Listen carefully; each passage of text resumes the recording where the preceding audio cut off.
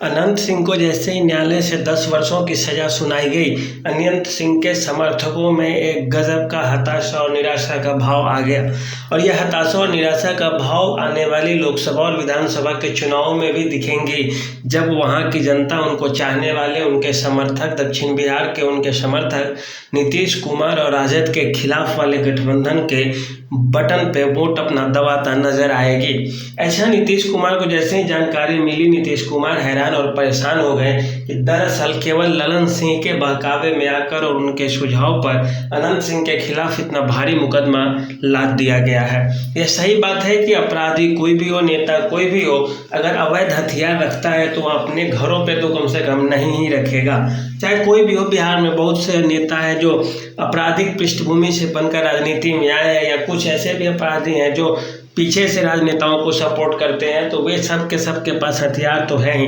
और बिहार में हथियार कोई बहुत बड़ा चीज़ है नहीं, तो हथियार कोई भी हो अपने घर पे क्यों रखेगा। और वो भी जो विधायक है या जो बड़ा राजनेता है, वो अपने घर पे अवैध और वो भी विदेशी हथियार तो भूल कर भी नहीं रखेगा। ये बिहार की जनता ही नहीं, पुलिस ही नहीं, एक छोटा बच्चा तक जानता है। और इसी मामले में अनंत सिंह के समर्थन में, अनंत सिंह के प्रति लोगों का रुझान और प्रेम स्पष्ट है। सभी लोग समझ रहे हैं कि अनंत सिंह को केवल फंसाया गया है, चूंकि वे पटना में रहते थे और उनके घर पर जिस समय छापा मारा गया, पुलिस अब तक स्पष्ट नहीं कर पाई है कि अनंत सिंह उस पर मौजूद थे या उस समय मौजूद नहीं थे, और अगर थे तो साथ में उनकी भी गिरफ्तारी क्यों नहीं कर ली गई। और हथियार मिलने के प्रकरण में, हथियार तो किसी के घर से भी कभी भी बरामद किया जा सकता है, और इसी को साक्ष्य बनाकर इस मामले में आजीवन कारावास की सजा मिलती है। लेकिन सत्र न्यायालय ने केवल 10 वर्षों का सजा का ही प्रावधान किया है। अब यह उच्च न्यायालय में दायर होगा, जहां उच्च न्यायालय इस चीज़ को समझेगी, और जैसे उसका फैसला आता है उसके बाद वो सराहनीय होगा। हो सकता है इस मामले में बरी भी हो जाए, लेकिन वो बात की चीज़ें हैं। लेकिन अभी राजनीति पे इसका क्या फ़र्क पड़ेगा, उसी पे हम चर्चा करते हैं। तो अनंत सिंह के जो चाहने वाले लोग हैं, खास करके इनका जो भूमिहार तबका पे इनका पकड़ है, मोकामा, बेगूसराय, मुंगेर, लखीसराय, इन इलाकों में इनकी संख्या काफ़ी है और ये सभी सीटों पर अपना वर्चस्व रखती हैं।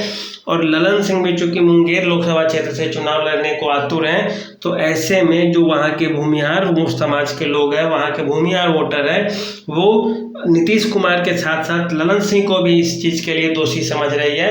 वे जानते हैं कि नीतीश कुमार का अनंत सिंह से डायरेक्ट तो कोई टकराव नहीं है, कोई मतभेद नहीं है, बीच में केवल ललन सिंह के कारण ही ऐसा हुआ है। और ललन सिंह जी जैसे ही अपने फील्ड में उतरेंगे, उन्हें अपने ही समर्थकों से, अपने ही वोटरों से इस चीज़ का विरोध झेलना पड़ेगा, और बिहार की राजनीति एक नए मोड़ पे जाती दिखेगी। ऐसे भी ललन सिंह का अभी मन नहीं था कि भारतीय जनता पार्टी के निमंत्रण में नीतीश कुमार जाए, लेकिन नीतीश कुमार खुद से गए हैं। इस कारण भी दोनों में थोड़ा मनमुटाव तो हुआ ही है। लेकिन अनंत सिंह अब राजद में आ गए थे, राजद में होने के बावजूद इस तरह के सजा का प्रावधान हुआ है, सजा मिली है, तो अब राजद से भी उनका मोह भंग हुआ है और जदयू से भी मोह भंग हो रहा है। और इस कारण वे आगामी चुनाव में भाजपा की ओर रुख कर सकते हैं, और भाजपा वाले उन्हें लेने के लिए आसानी से आतुर है और आसानी से ले भी लेंगे।